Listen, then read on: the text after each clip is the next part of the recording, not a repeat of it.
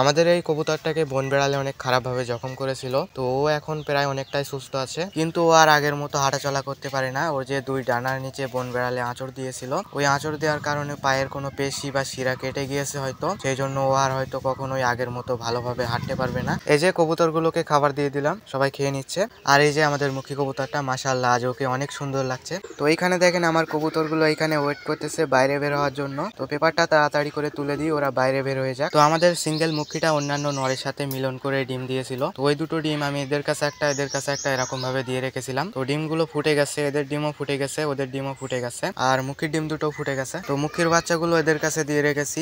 তো মুখির বাচ্চাগুলো আগে ফুটেছিল, তো ওদেরকে আমি আলাদা করে এদের কাছে দিয়ে রেখেছি। তো বাচ্চাগুলো আপনাদেরকে দেখাবো, কিন্তু এর কাছ থেকে বাচ্চাগুলো দেখানো রিক্স আছে, অনেক জোরে জোরে কামড় দেয় আর মারে। তো একটা বাচ্চা কালো রঙের হয়েছে, মনে হচ্ছে মুখিটা আমাদের লক্ষা কবুতরের সাথে মিলন করেছিল, সেই জন্য একটা বাচ্চা কালো রঙের হয়েছে।